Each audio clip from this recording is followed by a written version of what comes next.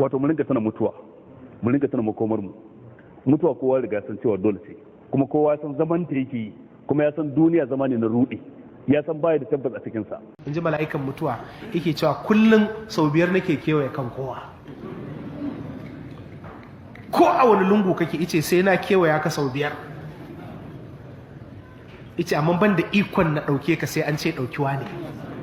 Yanzu mutum nan suka mutu a Bauchi, a Najeriya ba, a Afirka ba, a duniya ba.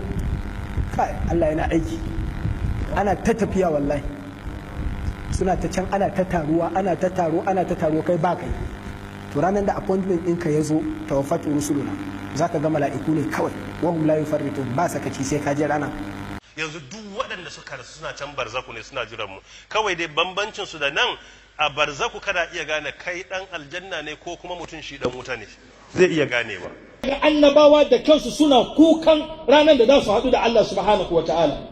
Ashe mu ya kamata mu yi mu kuka. Za ka shiga kabarinka kaɗai, zan shiga, za ki shiga, za mu shiga, kowa zai gamu da Allah. Don kuma wallahi tsoronmu wannan ranar, wallahi tsoronmu ran da za a wanke mu a miƙa ma ƙasa. Muna jin tsoron wannan lokacin, kuma dole da ƙinka da sanka sai an tafi.